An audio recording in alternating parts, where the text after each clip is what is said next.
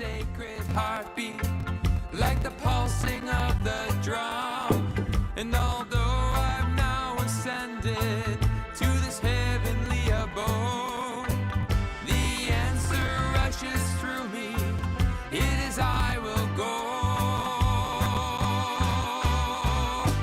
Take me down, back to the ground, for this is my vow.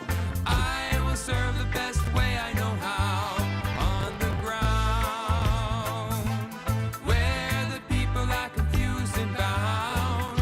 I will always try my best, for this is my vow, this is my vow. Hello, lovely people. I hope that you are having a wonderful day. God and Goddess, thank you so much for the beauty that surrounds us. Thank you so much for fellowship and friends and family for this holiday season and all of the great blessings that it has been for us.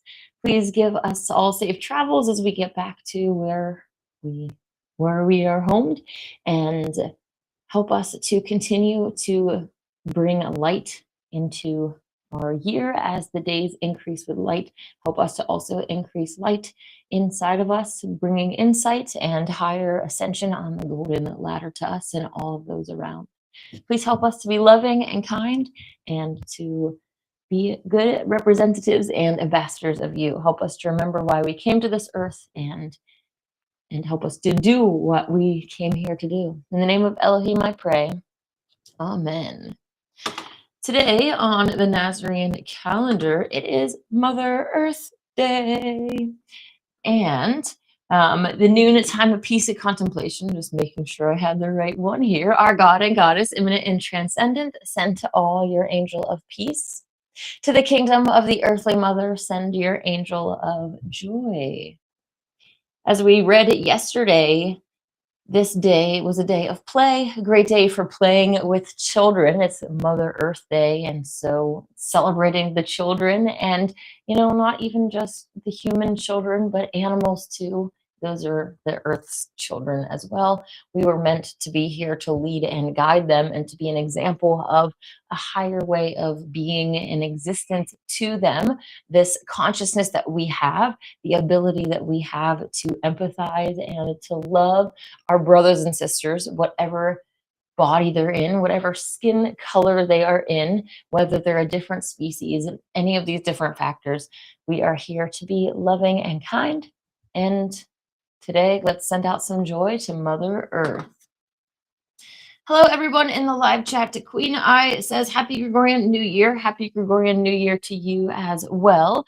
I have been celebrating the Nasarean calendar and trying to align with the way of the Lord and Lady in all the different ways, and how there's different energies that we can, different branches and roots, and even the noontime contemplation, these different areas where we can, join into communion with these messenger angels, these forces, and expand our own lives in different ways, using the calendar as this way of ascension. And the different months having different themes as well can be used to enhance those areas of our lives also. So I definitely encourage those of you who have not, I'll just put this in here right now, who have not gotten the calendar.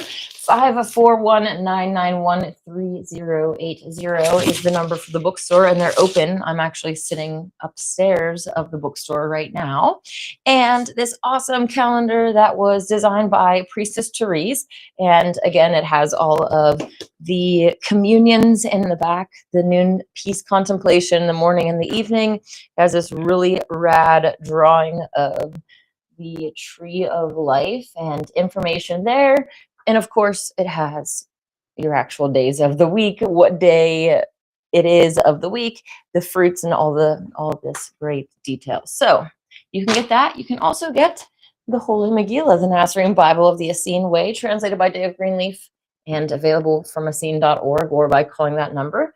And that's a good intro to starting the reading, which is Genesis 20. we on chapter 20, I believe? We are in the Nazarean book of Genesis. I'm borrowing a nicer copy from the church here that's not so crunchy. Chapter 20, the raising of the center of Kush to become the center of Elkush. David D has asked if I'm going to keep going through chapter 2. Through the next part of Genesis, which is technically section 2 of the Holy Megillah, the Eternal Covenant, also known as the Nasarean Old Testament. This contains the book of Enoch, the book of Moses, that story of Noah, which comes from there. It contains the Matriarchs and Patriarchs book, which tells the different tribes, their 7 precepts essentially, and how they should go about acting and being in those different tribes. But yeah, I am actually intending on just continuing to read so that those who want to listen along can do that. I'm trying to make this very easy for people to be able to, get a hold of these teachings because they are life-changing. And when the world finally accepts these, which will come, there will come a day, then that's when we get to have a better world. That's when we're going to see a better world created. This says that when the teachings are finally embraced, then the 1,000-year millennial reign can actually come. So here we are, chapter 20, the raising of the center of Kush to become the center of Elkush. Just so that you remember, the last chapter, chapter 19, was when Cain killed Abdiel and Ishael.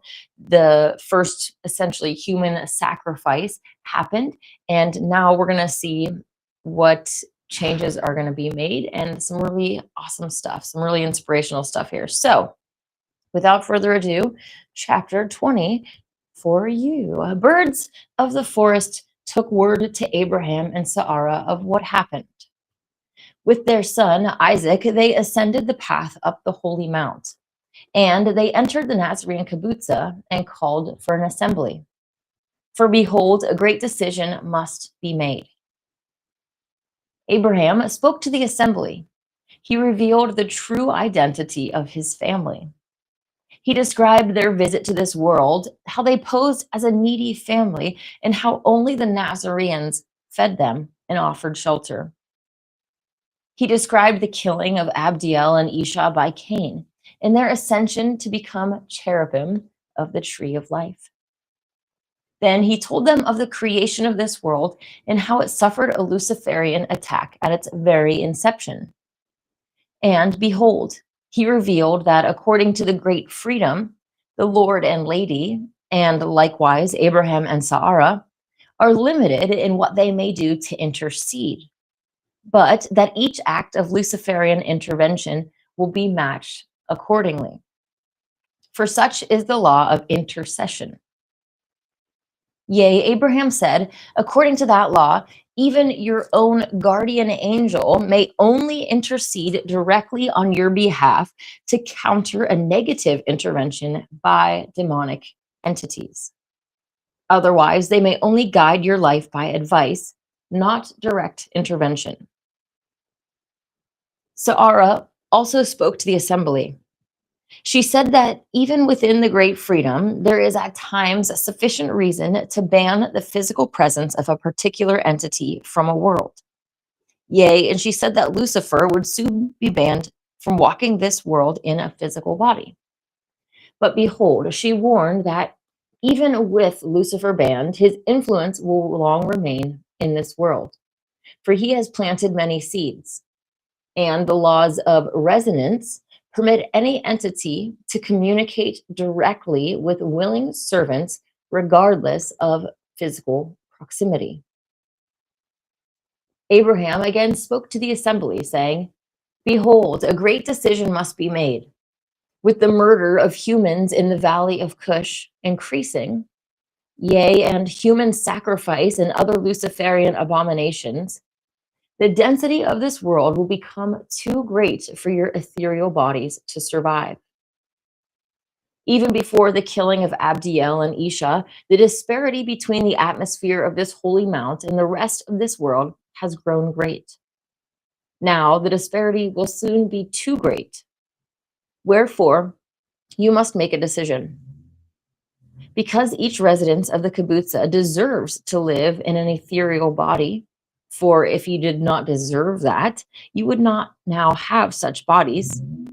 You may ask now, and I will remove you from this world and take you elsewhere.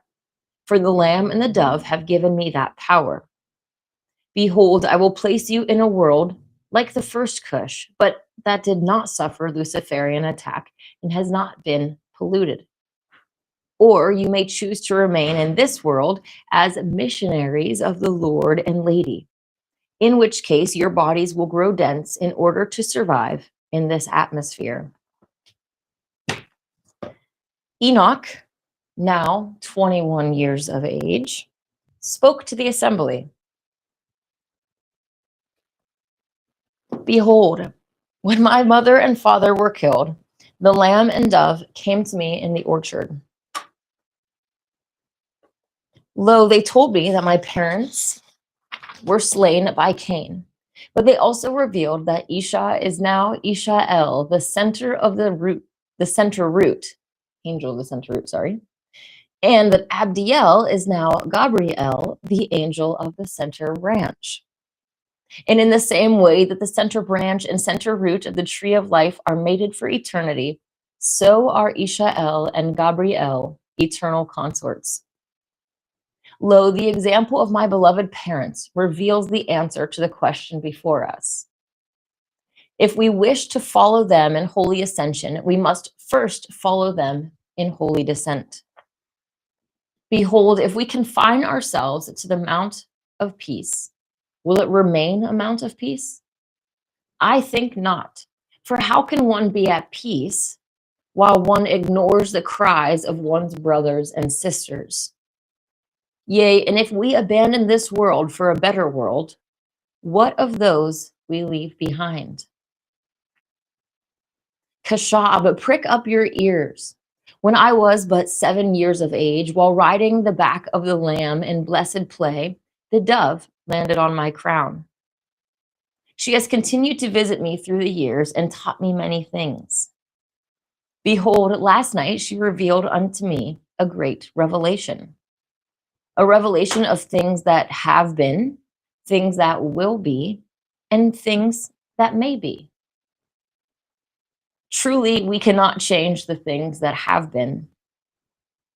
And the things that will be, will be. But we can influence that which may be. Behold, some things that may be, I prefer not, and some things that may be, I affirm will be.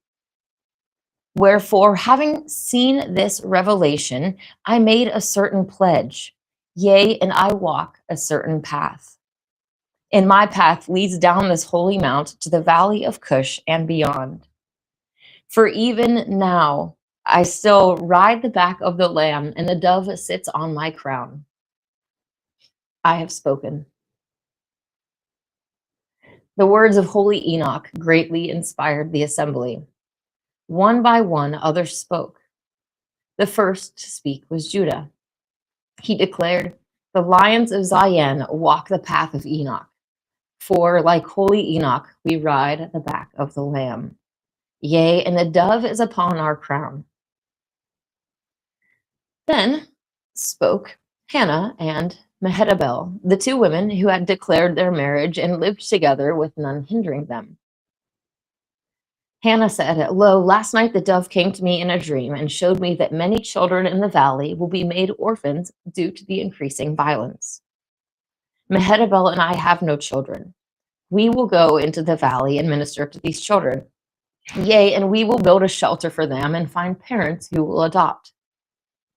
Mehetabel said, yea, we are with Enoch, for behold, if we abandon the children of this world, our conscience would condemn us.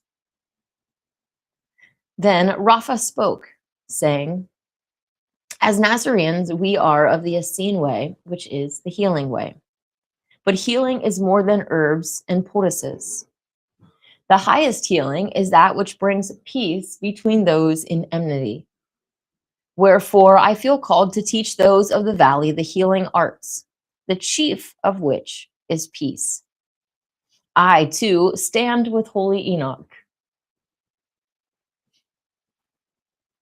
Then spoke Ariel, the eldest brother of Enoch.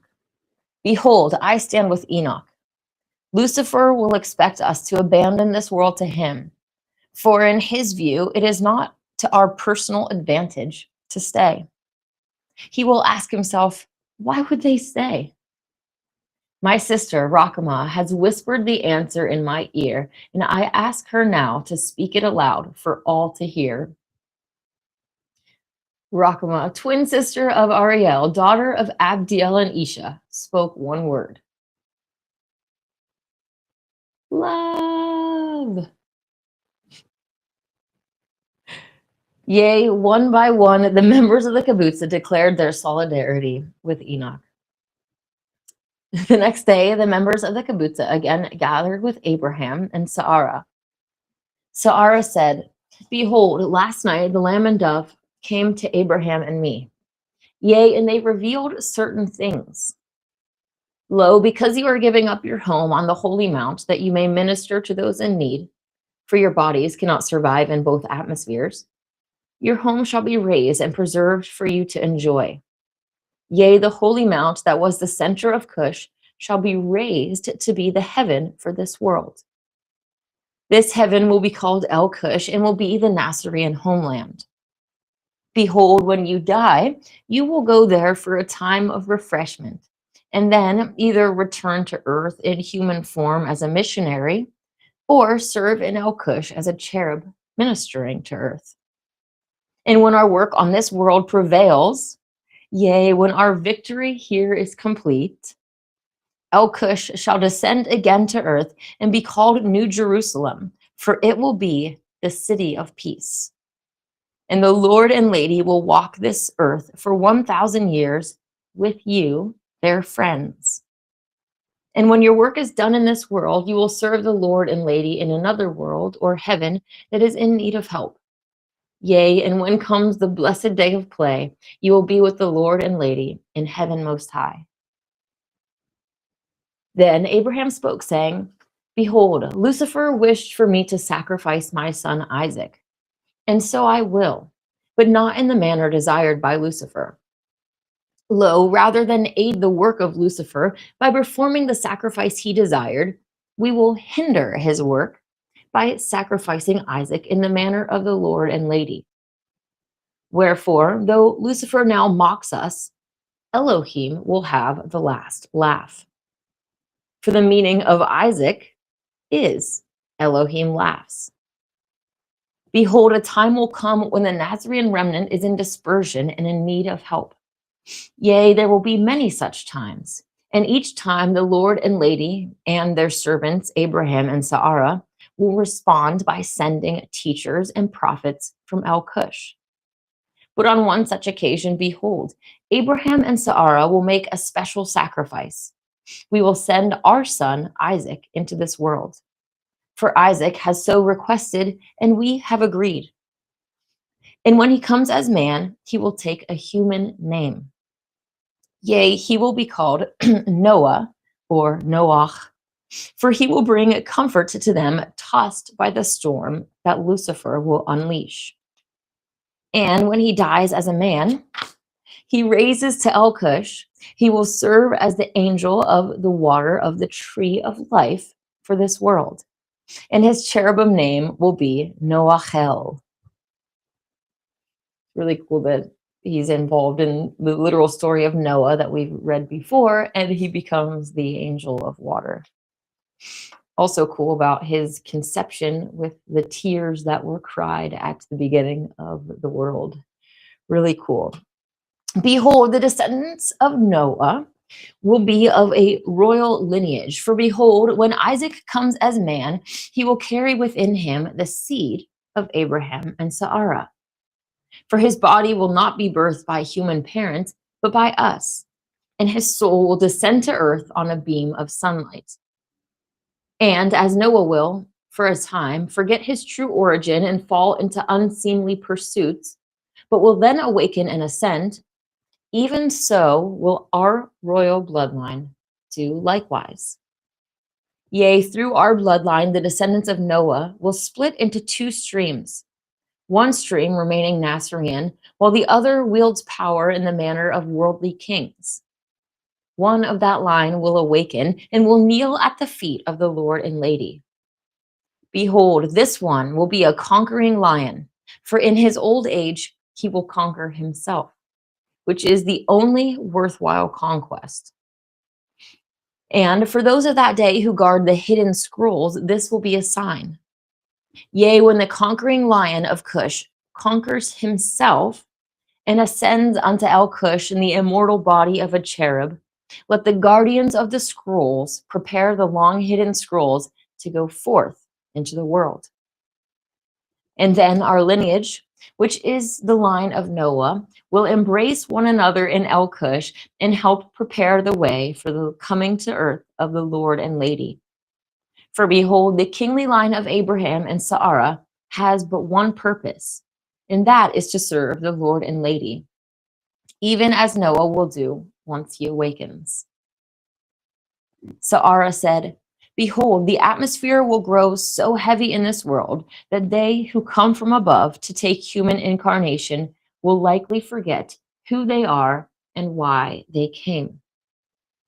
Only if they regain memory of their identity and purpose will they be able to accomplish their missions. Lo, some will come here and not awaken before death. Yea, some will be trapped in this world, and some will tumble down the golden ladder to lower worlds. For without memory of their identity or purpose, they may fall into lower activities that cause the contraction of consciousness. And the more they fall, the less likely they will awaken. Wherefore, it is a great risk to leave a higher world for a lower world. Yea, we call that the great sacrifice. And that will be the sacrifice of Isaac. And the sacrifice of Isaac will be the sacrifice of his descendants until the day of the conquering lion. Abraham said, you have now heard of the great sacrifice. Now hear of the great search. Behold, those of Elkush watch each Elkushite who makes the sacrifice. And signs and messages will be sent to them that make the great sacrifice and forget themselves. Yea, signs and messages that proclaim, sleeper, awaken. Even the words I now speak are sign sent to some in the future. Sarah spoke, Abdiel, who served as your high priest, is now a cherub. Next in line to that office was Isha, and she is now a cherub. Next in line is Enoch, not due to blood relation, for that is not the Nasarean way, but according to attainment in Omna. Wherefore we will now perform the ritual of consecration to the office of high priest. Then Abraham and Sarah performed the ritual of consecration upon holy Enoch. Behold, an angelic choir was heard in the heavens, and the assembly saw the lamb and dove above the head of Enoch. Yea, for many hours the assembly sang and danced. And Abraham again spoke. The lamb and dove will now raise the center of Kush to become the center of Elkush, the heaven of this world. The mount that will remain in this world will look the same, but is not the same. For the first mount will be raised, and the mount that remains is only the image of the first. Yea, your mount and kibbutza will appear to this world to be unchanged, but will no longer be of a rarefied atmosphere. For the mount and kibbutza of rarefied atmosphere will be raised to Elkush. And lo, because the mount that remains is not of the rarefied atmosphere, the Luciferians will be able to climb it soon. Therefore, they will come and burn your village. And so you must divide your large village into 7 small villages, and then disperse yourselves throughout Kush. Yea, and then send missionaries beyond the borders of Kush and form small villages in other parts of the world. Sarah said, Lo, the Lord and Lady have revealed unto me that they will make They will prevent Lucifer from walking anymore on this world, but they cannot prevent others from being influenced by him, though he be physically banished. And lo, he has already planted his seed. Then Abraham and Sarah walked to the tree of life, merged with it, and vanished. And then the Lord and Lady raised the original mount to be the center of Elkush, the heaven of this world. And the mount that remained in this world looked the same, but was no longer ethereal. And then, under the guidance of Enoch, the Nasareans divided their large village into 7 small villages and dispersed them throughout Elkush. Throughout Kush. Sorry about that.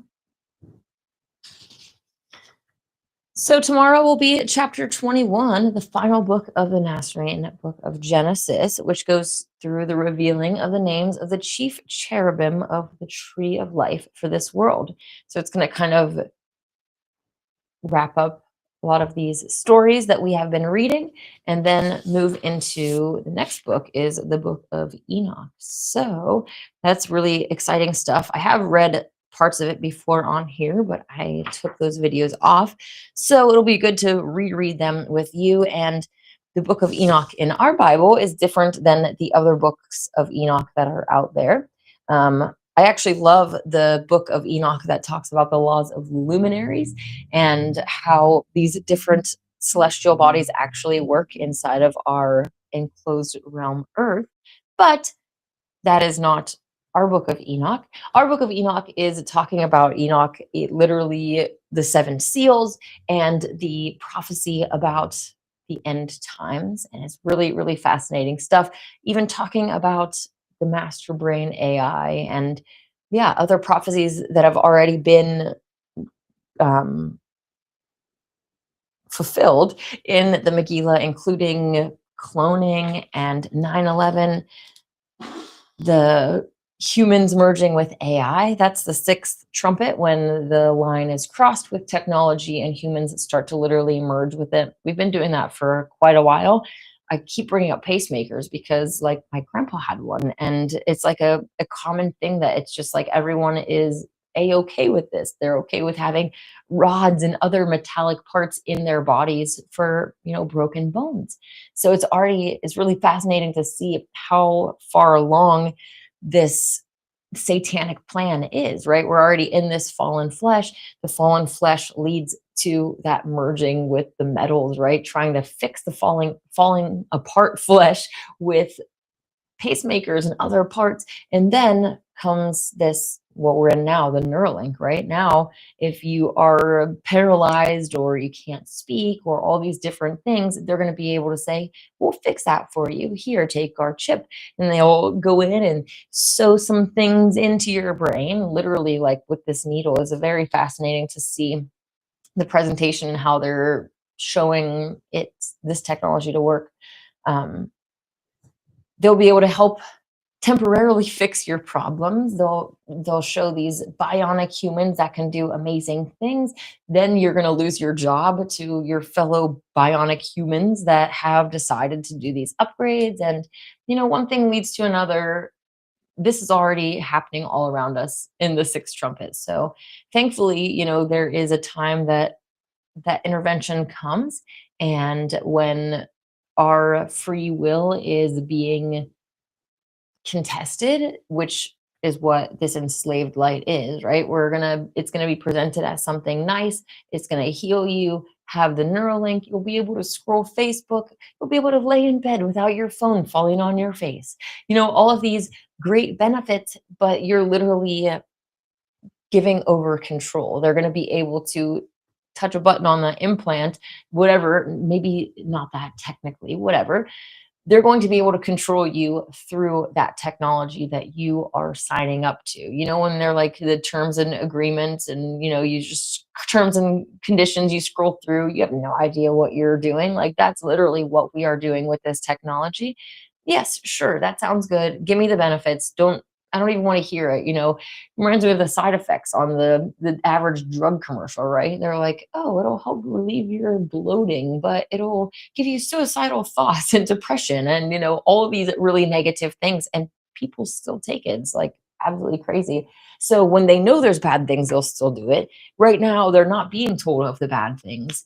And ironically, I mean, Elon Musk has spoken out about AI and a bunch of interesting, I don't know, one of the last things that I saw of them, they were either acting or I don't know, maybe looks like they are kind of being, all of these people are just figureheads, right? It's not like they're the mastermind. Bill Gates is not the mastermind behind the depopulation agenda or the jabs or any of that stuff. Like these are just targets for us to send our love or hatred at, right?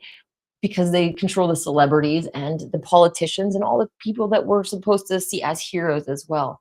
But these are just figureheads that again send your love or hatred at, and the real ones behind the scenes are not seen. They're not allowing you to know their name, because if you know their name, then you could sit there and send a curse energy at them. And I do not suggest that, because no matter what these evil ones have done, they are fallen. There are fallen brothers and sisters, and maybe you can't muster up any love within you to send loving energy towards them. That's actually kind of a reflection of you and your own state. Because I mean, up until I started reading the Megillah and really embracing these teachings, trust me, I'm just like, I hate these people. Let's go, go, or these different mentalities that we have. But now I am seeing them in a more compassionate way. I'm trying to see them as I kind of can tap into the maternal energy easy. So it's like if I just see them as my fallen children and just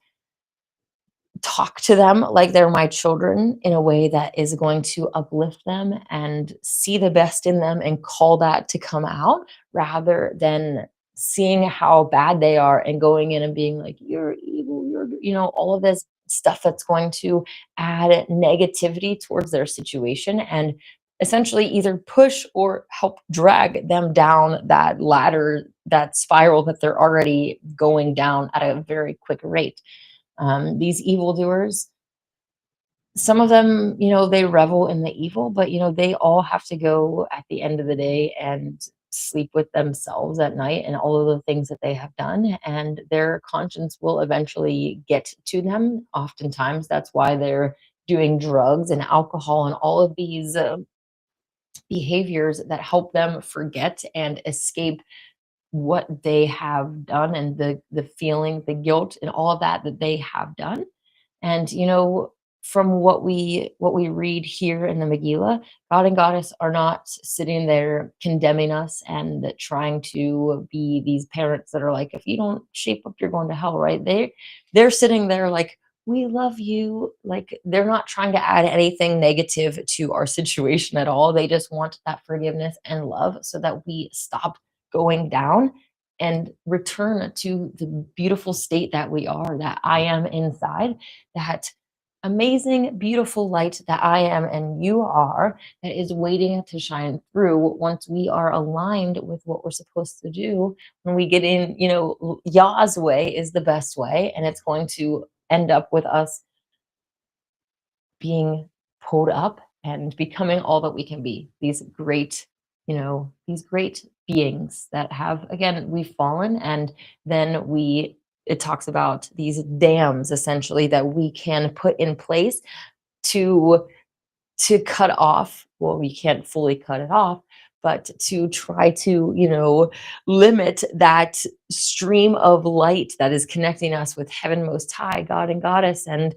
all of that beautiful comfort and love and joy that they give us. We're like, nope, I can't feel that. I'm guilty. I did this wrong. And we're, putting all of these things in our own way to receive that divine connection. And so, be a dam breaker. We're all coming here to try to help in the best ways that we can. And so the way that we approach our brothers and sisters should be in a loving manner. And that is what Megillah has really been teaching me. And so, yeah, anybody that's been watching my show for long enough has definitely been able to see a difference.